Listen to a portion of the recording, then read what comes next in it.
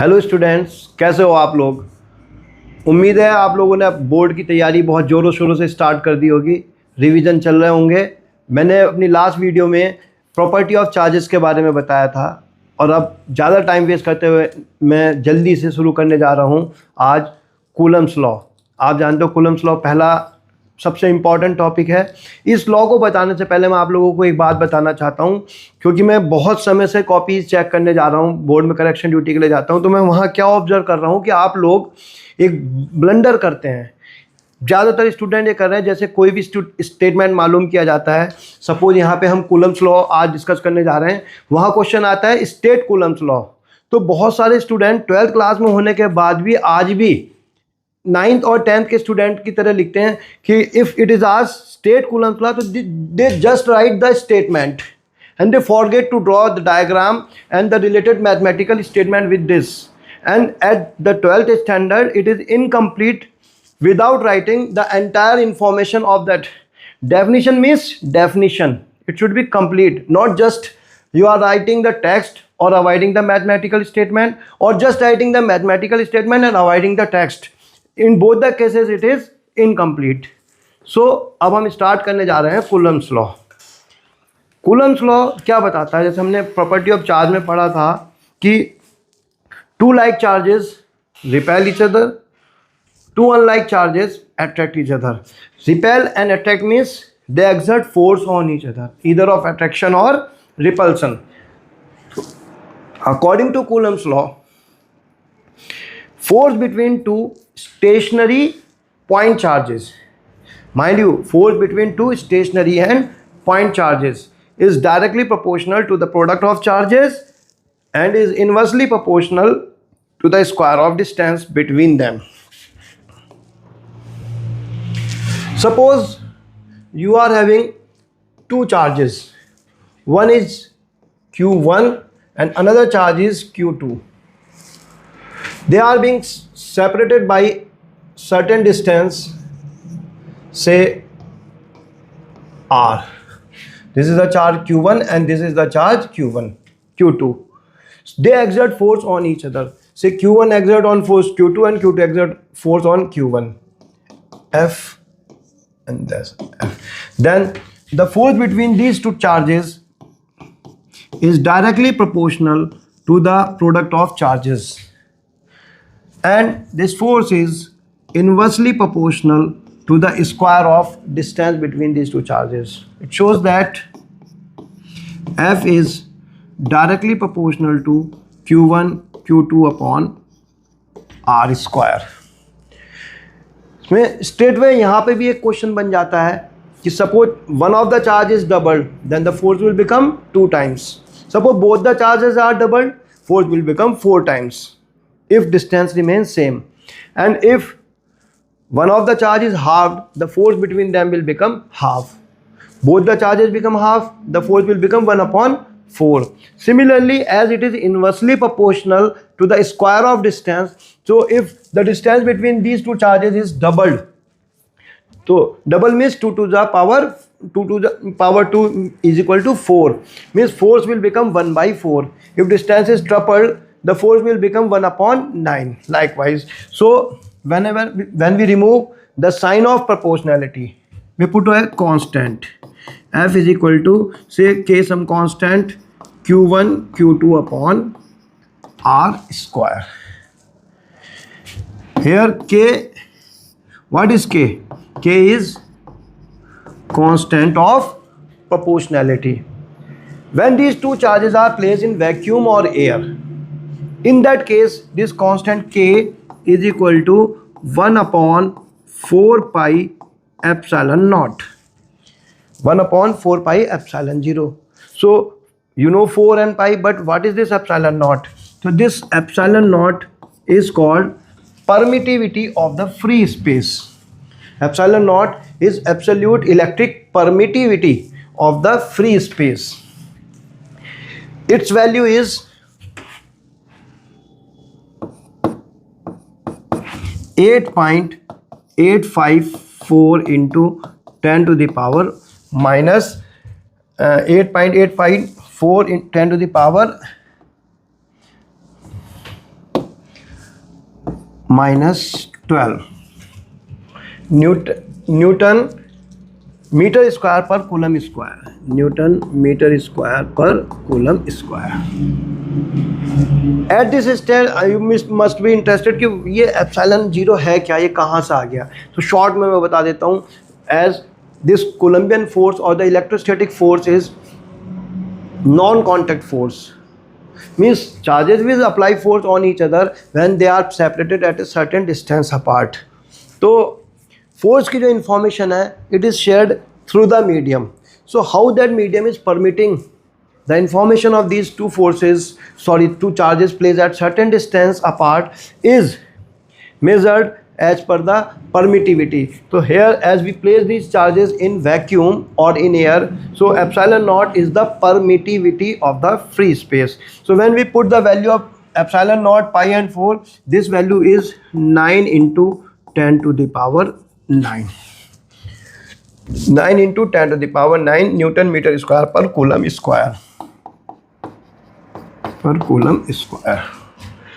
So this formula become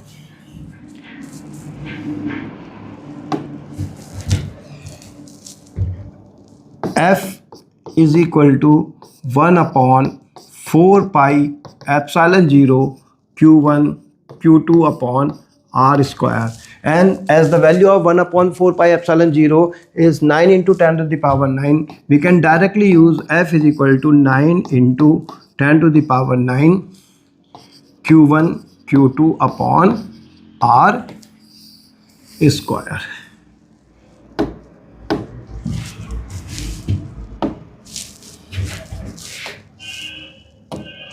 So once again, what we studied, it is stated that 2-point charges attract or repel each other with a force which is directly proportional to the product of magnitude of the charges and is inversely proportional to the square of distance between them. So F is directly proportional to Q1 Q2 upon R square. K is constant of proportionality and its value in vacuum is 1 upon 4 pi epsilon 0, where 1 upon 4 pi epsilon 0 is equal to 9 into 10 to the power 9. तो this is the statement. यहाँ आके हमारा Coulomb's law का statement complete होता है। ठीक है, अब कूलम्स लॉ के बारे में कुछ स्पेशल बातें हैं। First, Coulomb's law is strictly applicable to stationary charges. One thing, it is applicable to stationary point charges, not the extended charges. And two charges exert equal and opposite force on each other. आप जानते हैं Newton's third law. According to Newton third law, अगर एक object A ने object B पे force लगाया है तो ऑब्जेक्ट बी भी ए पर इक्वल एंड अपोजिट फोर्स लगाएगा। If charge Q1 is attracting the charge Q2 with some force F, then Q2 will also attract charge Q1 with the same force F. And if Q1 is repelling the charge Q2 with some force F, then Q2 will also repel charge Q1 with the same force F. अब हम Coulomb's law को use करके 1 coulomb की definition define करेंगे। तो Coulomb's law क्या था? It was F is equal to 1 upon 4 pi epsilon 0 Q1 Q2 upon R square. So suppose you are having two charges, say Q1 is equal to Q2, Q1 is equal to Q2, say it is equal to Q, and the separation between these charges is 1 meter. We know the value of 1 upon 4 pi epsilon 0 is 9 into 10 to the power 9. So if we place these two equal charges at a 1 meter apart in such a manner that the magnitude of these charges so that the force between these two charges is 9 into 10 to the power 9 Newton, then according to this formula 9 into 10 to the power 9 is equal to 9 into 10 to the power 9 Q into Q upon 1 square. So from this you find Q square is equal to 1 or Q is equal to plus minus 1. What does it means? 1 coulomb is that charge 1 coulomb is that charge which when placed at a distance of 1 meter from the similar 1 coulomb charge in vacuum exert a force of 9 into 10 to the power 9 Newton on it, then the charge is of 1 coulomb. With this we could define the definition of 1 coulomb. Once again, 1 coulomb is that charge which when placed at a distance of same charge in vacuum at a distance of 1 meter apart exert a force of 9 into 10 to the power 9 Newton on the other charge, then the charge is of 1 coulomb.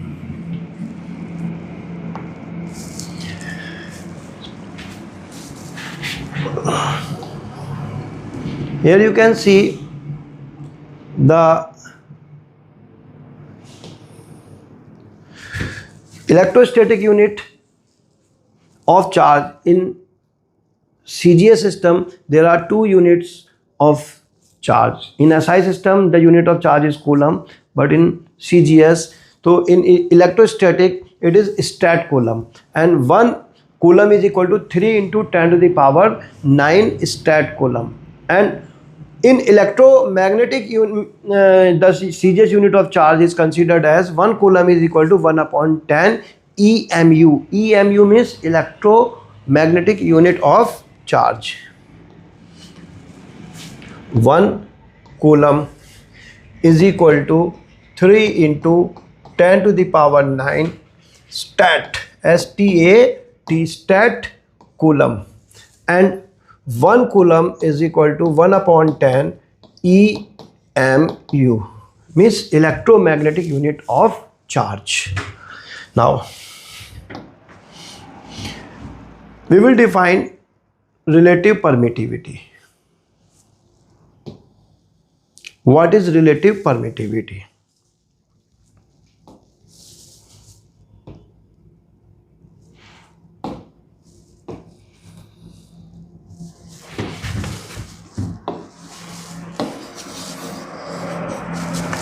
So student, if we place 2 charges in vacuum, say the force between these 2 charges in vacuum is 1 F is F0, हम इसको लिख लेते हैं F0 is equal to 1 upon 4 pi epsilon 0 Q1 Q2 upon R square. And if we place the same 2 charges at the same distance apart in some another medium, then the force between these 2 charges is F is equal to 1 upon 4 pi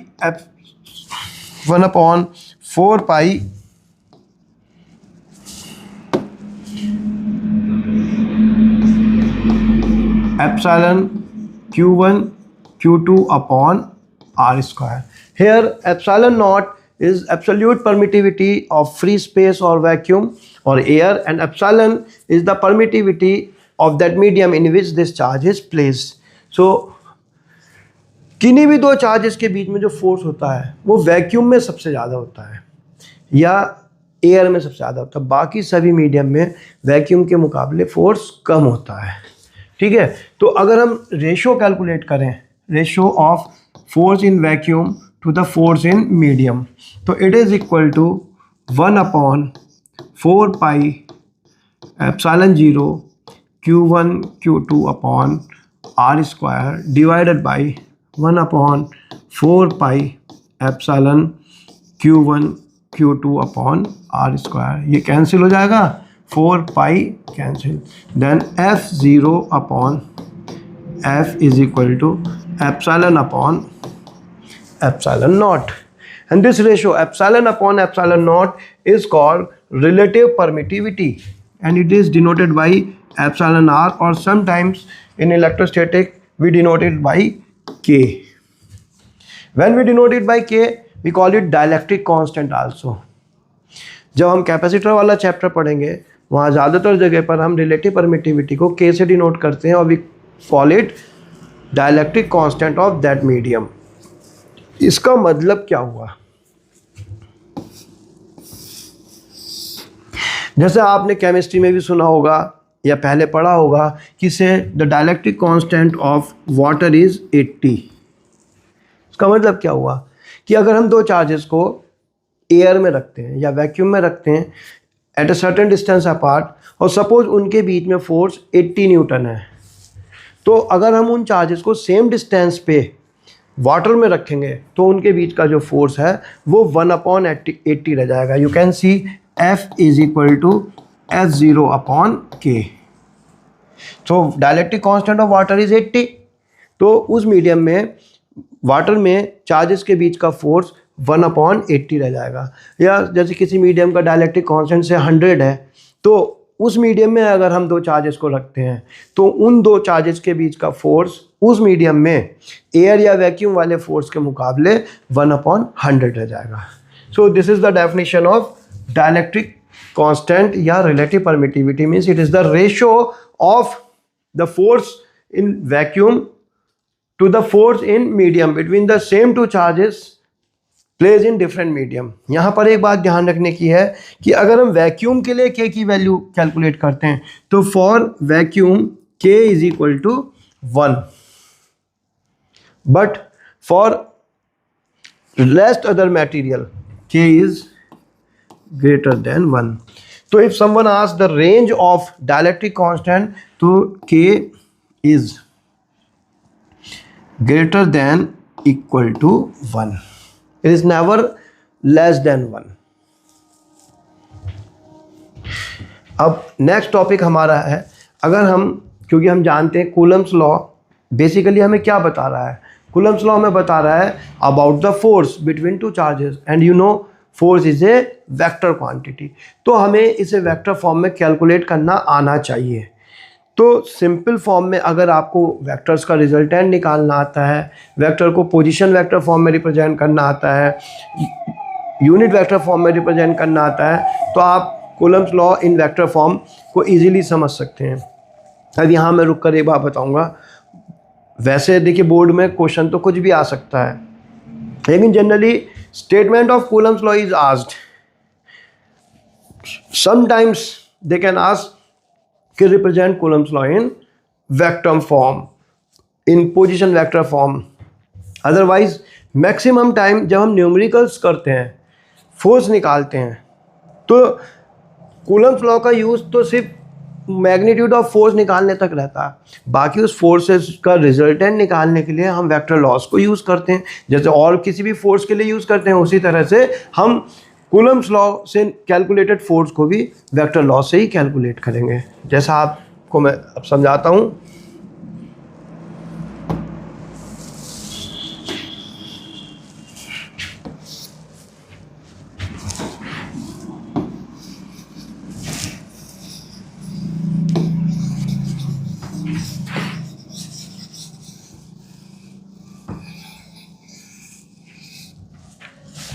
Coulomb's law in vector form.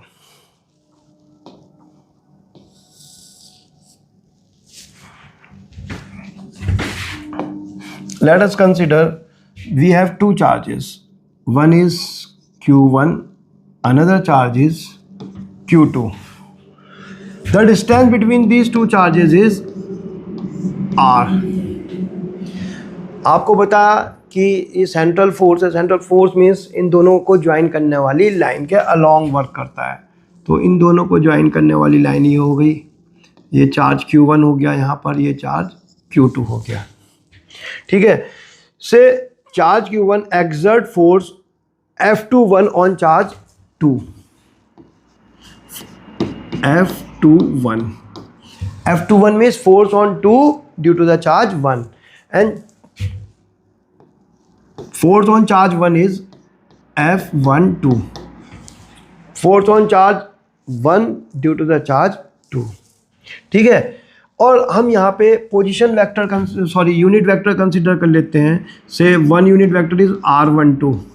This R12 is directed from 1 towards the charge 2 and R21. This is the position vector directed from charge 2 towards the charge 1. ठीक है, तो हमने अभी बताया कि भाई दोनों charges एक दूसरे पर equal and opposite force apply करेंगे, तो equal and opposite force apply कर रहे हैं तो मैग्नीट्यूड तो सेम होगा, means the magnitude of F12 is equal to magnitude of F21। और वो कितना होगा, मैग्नीट्यूड होगा 1/4πε0 Q1 Q2 upon R square. Now अगर मैं F21 को रिप्रेजेंट करता हूँ वेक्टर फॉर्म में, तो किसी भी वेक्टर को जब हम वेक्टर फॉर्म में रिप्रेजेंट करते हैं तो सिंपली आपको याद होगा जैसे vector A is equal to magnitude of vector A into a unit vector in the direction of vector A। तो इस तरह से हम F21 को क्या लिख सकते हैं, F21 is equal to magnitude of this force and इस डायरेक्शन में यूनिट वेक्टर। तो F21 की डायरेक्शन में यूनिट वेक्टर हमने यहाँ कंसीडर किया है यूनिट वेक्टर R12। तो F21 क्या हो जाएगा, 1/4πε0 Q1 Q2 upon R square into unit vector R12 cap. Similarly, we can write F12 means the force on charge 1 due to the charge 2.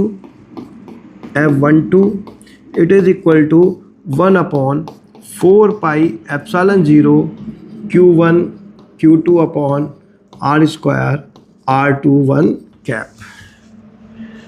अब यहाँ आप देख सकते हैं क्योंकि ये भी यूनिट वेक्टर है, ये भी यूनिट वेक्टर है, and these two unit vectors are directed in opposite direction, means R21 is equal to minus R12.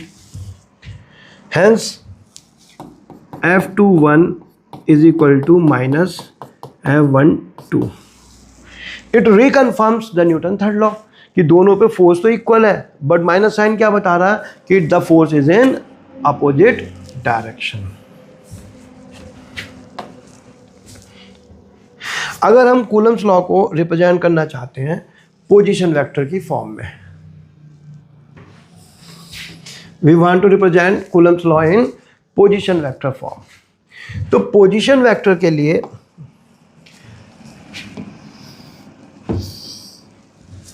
Suppose हम ये 3 डायमेंशनल स्पेस कंसीडर कर लेते हैं। ये ओरिजिन हो गया हमारा x axis, y axis, z access.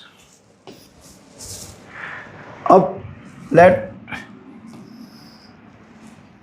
this is the charge Q1 and this is charge Q2 and the separation between these two charges is R. Separation between these two charges is R. जैसा अभी हमने consider किया था force on 2 due to 1 is F21। तो इस direction में जो force हुआ वो हुआ F21 and force on 1 due to 2 is F12। Let the position vector of charge Q1 is R1. Position vector of charge Q2 is R2। ठीक है, तो अभी हमने यूनिट वेक्टर फॉर्म में पढ़ा था कि सपोज मैं कंसीडर करता हूं F12। F12 क्या था, 1/4πε0 Q1 Q2 upon R square and R21 cap and F21 क्या था, ये था 1/4πε0 Q1 Q2 upon R square R12 cap. अब अगर हम यहाँ पे triangular law of vector addition apply करें, suppose this is point A and this is point B, then according to triangle law of vector addition vector OB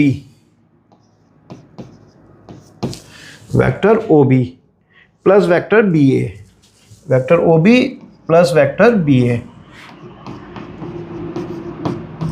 is equal to vector OA। सो BA vector क्या हो गया, BA is equal to O A minus O B. और vector B A को हम क्या consider कर सकते हैं, vector B A means the vector directed from B towards A. तो इस डायरेक्शन में हमने एक यूनिट वेक्टर कंसीडर किया था। यूनिट वेक्टर क्या था, बी से ए की तरफ था हमारा unit vector r21 from 2 towards 1, r21।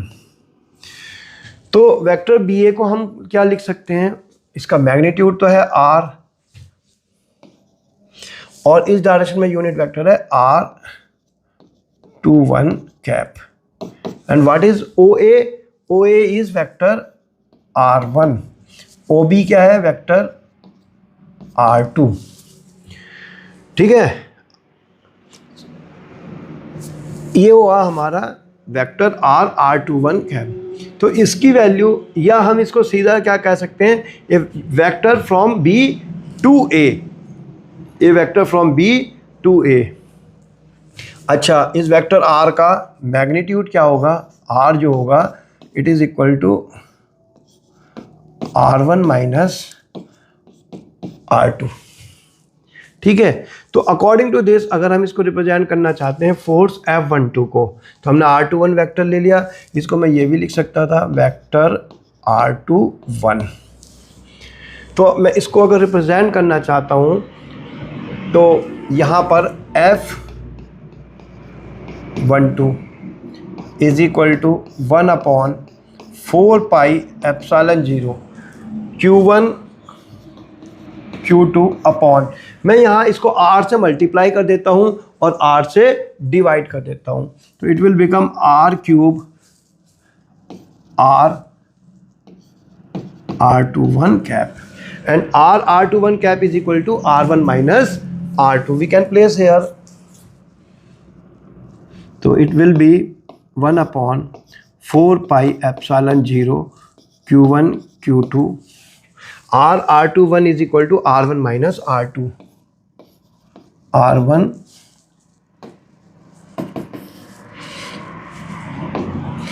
minus r2 and upon this is r³ और r ये है, तो we can write vector r1 minus vector r2 cube. So this is Coulomb's law in vector form. Similarly I can write F21 is equal to 1/4 pi epsilon 0 Q1 Q2 into R2 minus R1, because it is in opposite direction, upon magnitude of R1 minus R2.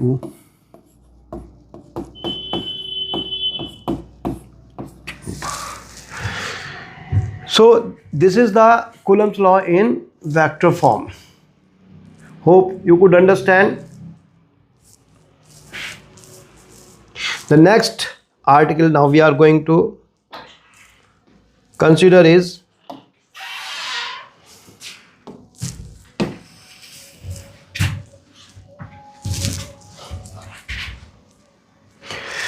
Principle of superposition of charges. अब इस vector form को हम उसमें कैसे use करेंगे, अक्सर board में question भी आते हैं कि suppose you are given 2 charges place at, you are given 2 charges 3 charges placed at the vertices of an equilateral triangle or at the vertices of a square, और उसमें 2 या 3 या 4 चार्जेस दिए रहते हैं और किसी एक चार्ज पर फोर्स मालूम किया जाता है। तो मैंने जैसा अभी बताया कि जो भी फोर्स हम कैलकुलेट कर रहे हैं वो फोर्स कैलकुलेट तो हम कूलम्स लॉ से कर रहे हैं, लेकिन फोर्सेस कोई से भी हो, क्या ग्रेविटेशनल फोर्स हो, इलेक्ट्रोस्टैटिक फोर्स हो, force is a vector quantity, तो हम उसका रिजल्टेंट वेक्टोरियली फाइंड आउट करेंगे। इसको अगर हम सिंपल फॉर्म में रिप्रेजेंट करें, suppose this is the charge Q1, this one is charge Q2, Q3, Q4, Q5, n number of charges are there, let another some charge is Q, and we want to find the force on charge Q due to all these charges। तो हम क्या करेंगे, एक बार में एक ही charge को consider करेंगे। Suppose I want to know the force on Q due to the Q1. So the force on Q due to the Q1, let it is F1. Force on Q due to Q2, as if other charges are absent, F2, F3, F4, F5. There will be number of vectors. So the resultant force on this is F is equal to F1 plus F2 plus F3 and so on. This is called simply superposition of charges या superposition of forces. फिर से मैं एक बार repeat करके बता देता हूँ. जैसे एक एग्जाम्पल हम ले लेते हैं कि आपको एक ट्राइंगल दिया है. It can be equilateral triangle, isosceles or right angle, some kind of geometrical figure is there. One charge is Q1 placed at this vertex A. Another charge Q2 is placed at vertex B. Charge Q3 is placed at C. So now they are asking to find the force on charge Q3 due to the charge Q1 and Q2. So first we will apply Coulomb's law between Q1 and Q3. हमें अगर ये distance पता है, ये दोनों charge पता है, तो हम Coulomb's law से फोर्स फाइंड आउट कर सकते हैं. Say this force is in this direction.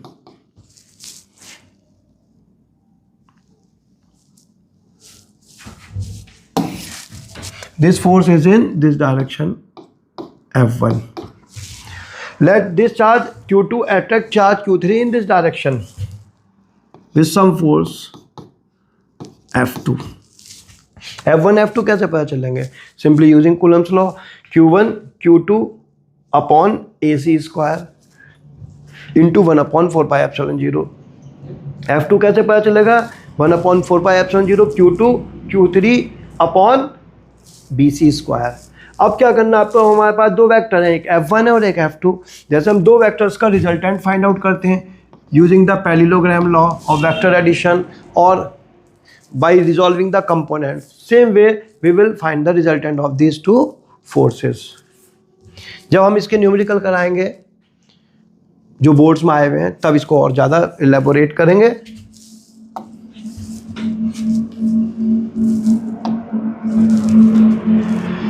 अब आपको बताया था कि कूलम्स लॉ केवल पॉइंट चार्जेस को एप्लीकेबल है, लेकिन ज़रूरी थोड़ी कि हमें हमेशा पॉइंट चार्जेस ही अवेलेबल होंगे.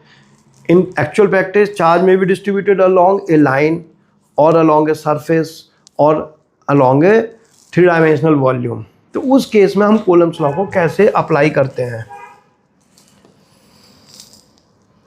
तो उसके लिए हमें तीन टाइप के चार्ज डिस्ट्रीब्यूशन कंसीडर करने पड़ेंगे. सपोज ये चार्ज एक लाइन के अलॉन्ग डिस्ट्रीब्यूटेड है, यह चार्ज एक सरफेस के अलॉन्ग डिस्ट्रीब्यूटेड है, और वी कैन से चार्ज किसी थ्री डायमेंशनल वॉल्यूम के अलॉन्ग डिस्ट्रीब्यूटेड है. तो चार्ज इस लाइन के अलॉन्ग डिस्ट्रीब्यूटेड है. Let the total length is L and total charge is Q on this linear distribution. तो सबसे पहले हम इसके लिए क्वांटिटी डिफाइन करते हैं, लीनियर चार्ज डेंसिटी. नॉर्मली इसको लैम्डा से डिनोट करते हैं. Lambda is equal to Q upon L, charge per unit length. तो इसकी यूनिट क्या हो जाएगी? Coulomb per metre. Let the charge is distributed along a surface.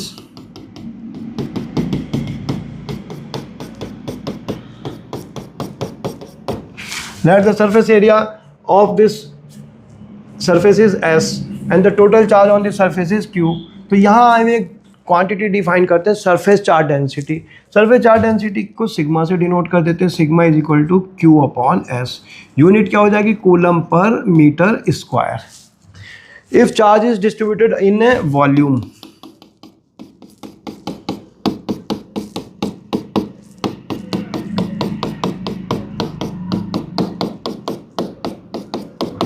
let the volume of this body is V and the total charge is Q, then volume charge density is denoted by rho. It is Q upon V, charge per unit volume. Unit will become coulomb per meter cube. ठीक है. अब मैं केवल linear charge density के लिए पहले आपको इसको समझाता हूँ, ये दोनों आपको अपने आप समझ में आ जाएंगे. अब लीनियर चार्ज डिस्ट्रीब्यूशन है और Coulomb's law is applicable only two point charge. तो हम क्या करेंगे, इसका एक छोटा सा एलिमेंट्री पोर्शन कंसिडर कर लेते हैं, से ऑफ लेंथ dl। एलिमेंट्री बोलने का मतलब infinitesimally small. Let this elementary portion has charge dq and due to this linear charge we have to find force on another charge, say q naught placed at certain distance r apart from this elementary portion. Then according to Coulomb's law, force on this q naught due to this elementary portion is dF is equal to 1 upon 4 pi epsilon 0 dq into Q naught upon R square. अब पहली problem तो यहाँ ये आएगी कि D Q क्या चीज़ है। तो हमने पहले ही फाइंड आउट कर लिया चार्ज पर यूनिट लेंथ कितना है, क्यू अपॉन एल। तो डी क्यू कितना हो जाएगा, D Q is equal to lambda D L. इसकी वैल्यू यहाँ सब्स्टिट्यूट कर देंगे तो D F is equal to 1 upon 4 pi epsilon naught. Q naught को मैं पहले लिख लेता हूँ and dq is equal to lambda dl upon r square. So this is the force on charge q naught due to this elementary portion. तो पूरे charge distribution के लिए फोर्स कितना होगा, इसको इस लाइन के अलोंग क्या कर देंगे, इंटीग्रेट कर देंगे। तो net force F is equal to line integral along this line. According to question limits will be defined, it is equal to 1 upon 4 pi epsilon 0 Q0 lambda dl upon r square. अब this r will have different value, वो function जो भी question में होगा उसके according इसकी value पता चलेगी। तो इसमें से आप देखो